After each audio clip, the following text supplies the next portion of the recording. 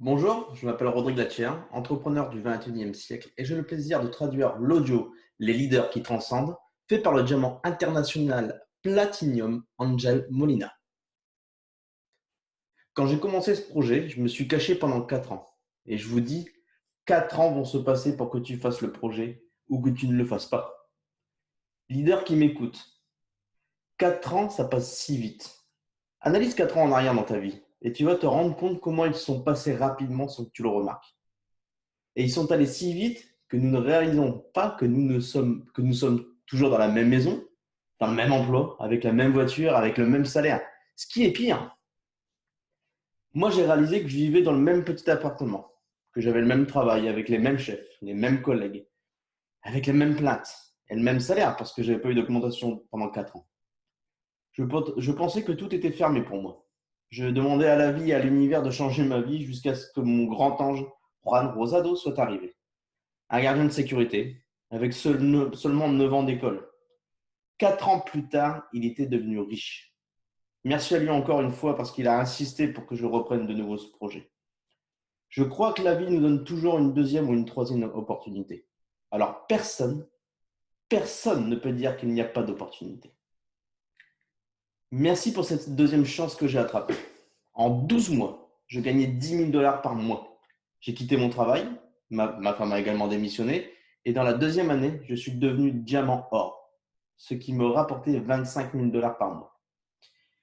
Et nous continuons à travailler, à grandir et à atteindre 1 million de points. Ensuite, nous avons atteint la position la plus haute et notre histoire est devenue complètement différente.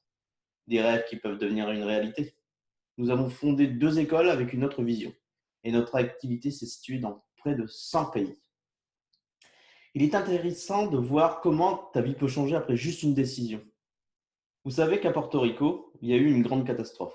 Et je me souviens que le maire nous a fait hommage pour l'aide précieuse que nous avons apportée. En apportant de la nourriture, de l'eau, en aidant à nettoyer des maisons, cela nous a pris environ 5 mois sans quitter le pays, en aidant avec toute l'énergie que nous avions pour élever notre pays. Et aujourd'hui, je peux vous dire que les résultats du travail d'équipe sont visibles.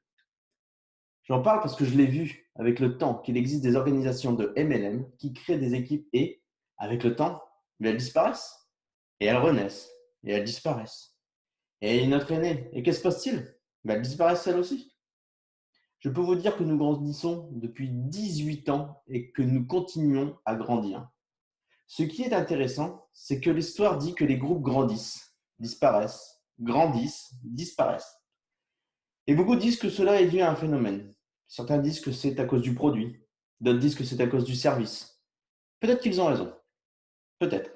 Peut-être que ce sont des raisons pour lesquelles les équipes disparaissent. Mais je pense qu'il y a quelque chose de beaucoup plus important. Et je dis que c'est un manque de leadership. La principale raison pour laquelle une équipe disparaît est pour le manque de leader. C'est pourquoi je suis tellement enthousiaste avec notre équipe saine. Car malgré le temps, malgré tout ce que nous vivons dans notre société, ou comme à Puerto Rico, après ce qui s'est passé, nous réussissons grâce à notre leadership. À quoi cela est dû? Au leadership. Redites-le avec moi. Au leadership. L'histoire dit bien qu'une équipe reste dans le temps s'il a un leadership qui transcende. Et mon rêve est que l'équipe que nous sommes en train de créer aujourd'hui puisse transcender et laisser un héritage aux personnes, aux prochaines générations.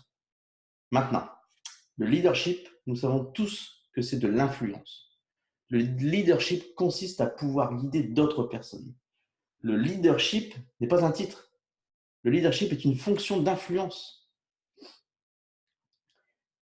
Si tu décides aujourd'hui que tu vas devenir un leader qui va transcender, un leader qui va laisser un héritage, qui va créer un impact sur ta famille, sur tes enfants et sur les générations futures, ainsi que sur les personnes qui vont te guider, tu vas remarquer et comprendre que le sujet dont il s'agit est le leadership.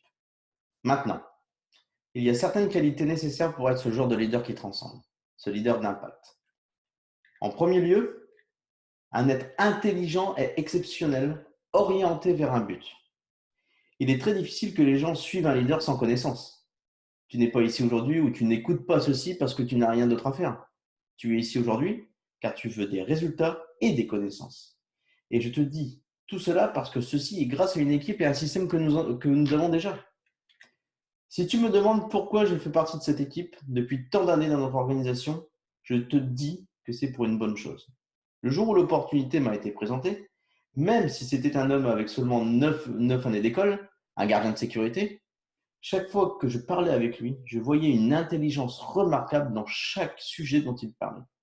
Peut-être que nous connaissons toutes des choses différentes dans des domaines différents, mais cette personne savait très bien ce qu'il présentait, avec une intelligence exceptionnelle sur le sujet. Comment se fera ton succès dans ce projet? À quoi tiendra ta réussite dans ce projet? Au fait que tu es un leader d'impact, qui transcende même si tu viens de commencer. Pourquoi? Parce qu'il existe un système qui va t'apprendre étape par étape ce que tu dois faire pour devenir un leader d'impact. Je pense que je parle aux bonnes personnes ici. Donc, le système te donne la connaissance. Le système te donne l'intelligence nécessaire pour créer une entreprise stable. Mais tu dois être prêt à apprendre. Parce que j'ai mon organisation qui gagne 3 millions de dollars chaque mois. Parce que j'ai voulu acquérir les connaissances. Je ne savais pas comment faire ce métier. Je savais seulement qu'il y avait des boîtes dans l'entrepôt où je travaillais. Je savais porter des boîtes de riz et déplacer des palettes chargées de boîtes. Et il est intéressant de savoir que je savais comment faire tout cela et que j'étais un expert dans mon domaine. Je connaissais tous les départements de l'entrepôt, mais construire un réseau, je n'en savais rien du tout. Mais quand je me suis connecté à cette équipe, a commencé à apparaître l'intelligence et la sagesse, l'information et le pouvoir. N'oubliez jamais ça. Ensuite, l'équipe va te connecter au système et le système te fournira l'intelligence qui te permettra de te démarquer pour que les gens commencent à te suivre. Et quand les gens commenceront à te suivre, tu pourras devenir un leader qui transcende. Et aujourd'hui, je pense parler aux bonnes personnes. La deuxième chose qui te fera devenir un leader qui transcende, c'est que tu auras la force de volonté de te lever face à l'échec et d'essayer à nouveau. Je vais le répéter. Tu as la volonté. Dans mon pays, nous disons que nous portons le pantalon ou la culotte pour se relever de l'échec. Donc, avec la volonté de faire le nécessaire, une chose est de faire ce que tu peux et une autre est de faire le nécessaire. Je ne sais pas toi, mais je voulais être libre. J'étais fatigué du magasin, de la voiture que j'avais, fatigué du patron, fatigué d'avoir ma paye le vendredi pour payer les dettes et travailler pour payer à nouveau. Je sais comment sont les choses. Nous facturons et nous payons des dettes. Et à la fin, il ne nous reste plus rien. Je rêvais d'emmener mes enfants à Disney chaque année et je disais qu'ils allaient mourir vieux sans être allés à Disney. Car à chaque fois, il y avait quelque chose. Mais j'ai décidé un jour d'avoir la volonté de faire ce que je devais faire. J'ai demandé à Juan, quel est le prix à payer? Juan m'a répondu, tout ce qui est nécessaire. Je lui ai dit, je ne comprends pas. Angel, tu dois faire tout ce qu'il faudra. L'important est que tu sois prêt à le faire. Si tu es prêt, je suis prêt à être avec toi sur le terrain et à ce qu'on le réalise ensemble. Dans mon cas, je me réveillais à 3 heures du matin. Ensuite, je devais aller avoir la volonté de sortir le soir pour présenter l'opportunité. Il y avait des jours où je ne voulais pas sortir. Il y avait des jours où je sortais et il ne se passait rien. Est-ce que cela est arrivé à quelqu'un? Je me souviens au début avec un ami, Rosé.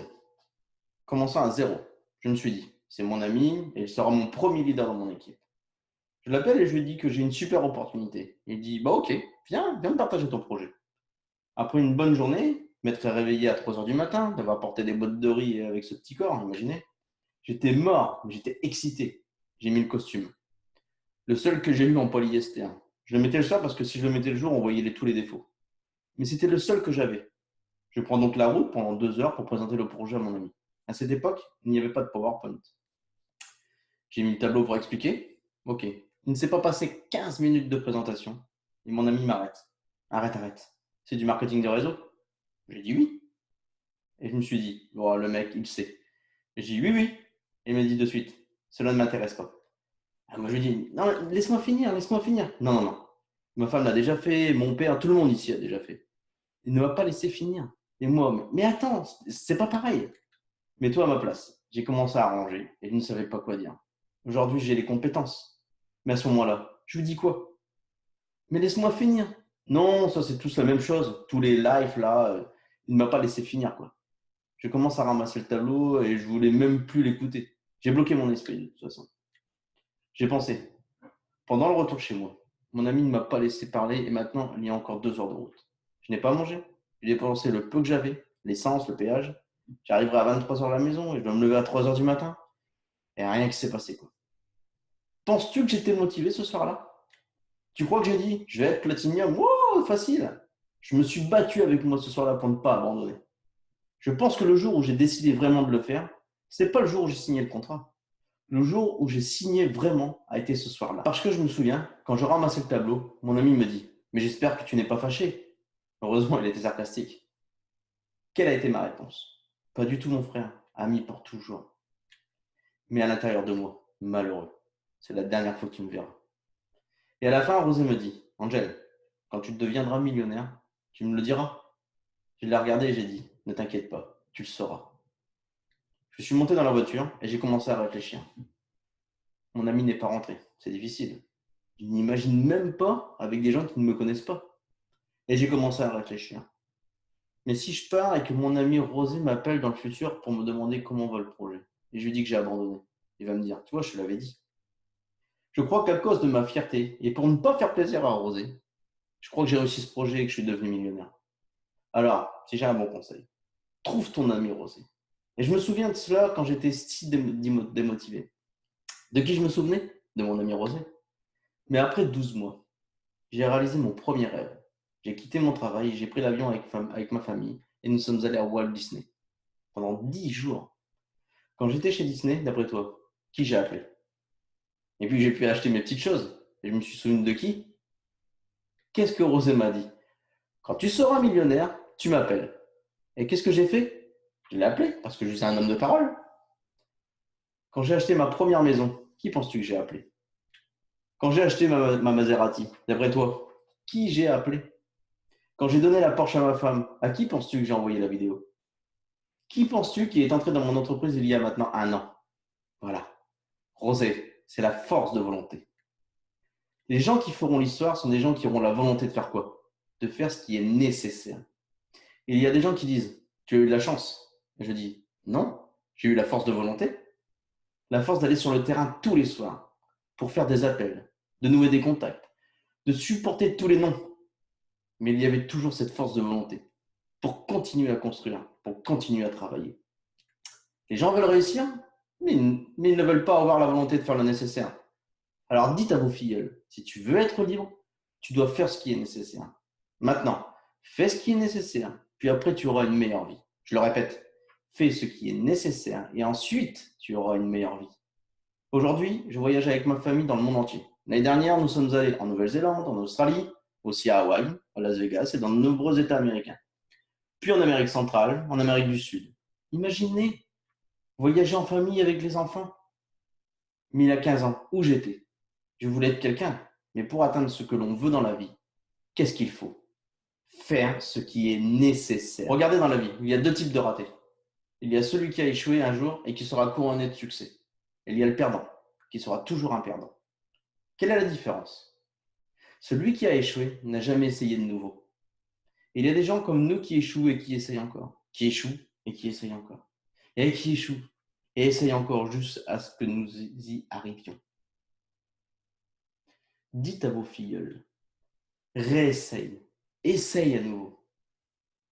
Regarde ce qui se passe dans une tempête sur une côte. Le vent souffle si fort que les palmiers se plient tellement qu'ils se couchent. Et que se passe-t-il ensuite? J'ai fait une étude à ce sujet et j'ai appris que le palmier qui se lève après la tempête devient encore plus fort qu'il était avant. Je dis que nous sommes des êtres humains.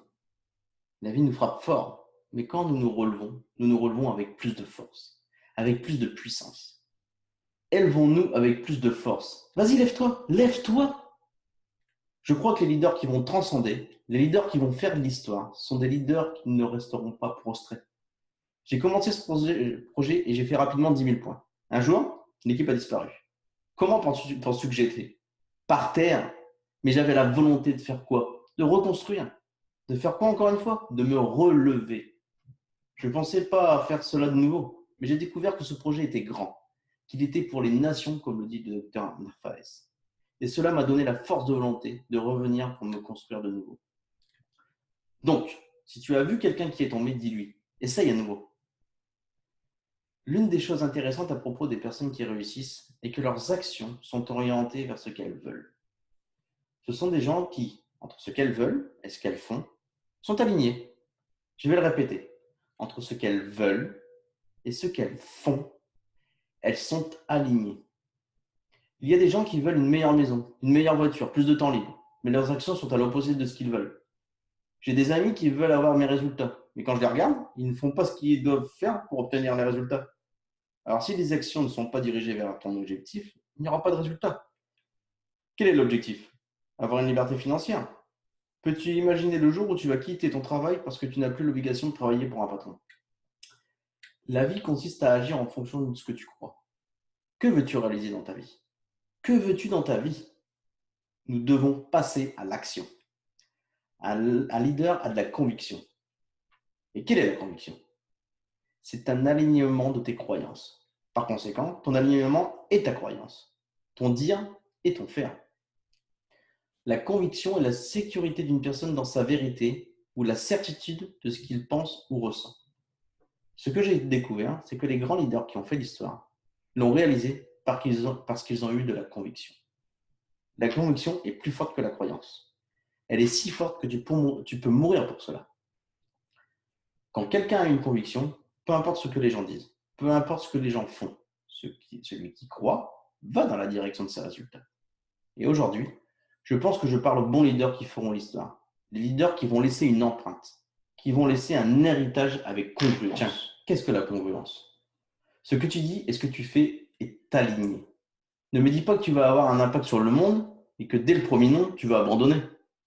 Ne me dis pas que tu vas laisser un héritage aux prochaines générations et que tu n'as pas la volonté d'aller aux réunions centrales. Ne me dis pas que tu vas être un leader d'impact et que tu n'as pas 10 minutes pour lire un livre tous les jours. La congruence, c'est quand quelqu'un est en harmonie entre ce qu'il dit et ce qu'il fait. Et cela crée des suiveurs. Je vais le répéter. Quand quelqu'un est cohérent entre ce qu'il dit et ce qu'il fait, cela produit des disciples. Pourquoi je respecte tellement nos leaders? Pour ce qu'ils disent et ce qu'ils font. Pourquoi mon équipe me respecte-t-elle? Parce qu'ils m'ont vu sur le terrain faire des présentations, faire des suivis, faire des formations en leadership, assister à des conventions. Ils me voient connecté. Il y a une cohérence entre ce que je dis et ce que je fais. Et le dernier point pour clôturer. Un leader qui va faire l'histoire. Un leader qui va transcender. Écoute bien ce que je vais te dire. Il a de la persistance dans ses actions. De la persistance. Je connais des leaders qui sont dans le projet depuis 10 ou 15 ans. Ils persistent pour rester. Mais ce que je veux dire, ce n'est pas d'être persistant pour rester. Parce que tu peux rester ici toute ta vie et ne pas réussir. C'est persister dans tes actions. Si tu entres et tu sors, et tu travailles un peu et tu sors encore, les gens ne vont jamais te respecter. Ils ne te suivront pas. Je crois que pour réussir, tu dois être têtu. Mon père me disait d'arrêter de rêver. Et comme j'étais têtu, j'ai continué à le faire. Et puis, quand tu te proposes de le faire, tu as de la cohérence dans tes actions. Et encore, et encore, et essayer par ici, et par là. Des amis me disent, encore une fois, tu m'invites? Et je leur dis, oui, oui, je ne t'abandonnerai pas. Parce que si tu veux être quelqu'un d'impact, si tu veux être un leader qui fait l'histoire, si tu veux être un leader de résultats, et un jour être libre et aller voir le monde, et donner le meilleur à tes enfants, à ta famille, à tes parents, et même à tes beaux-parents, oui, je t'invite. Si un jour tu veux que tes rêves deviennent une réalité, deviens un leader qui transcende. Et je crois qu'aujourd'hui, je parle aux bonnes personnes. Aux leaders qui feront l'histoire. Aux leaders qui vont transcender. Aux leaders qui ont de la cohérence. Et aux leaders qui ont une conviction dans leur vie. Beaucoup de réussite à vous tous.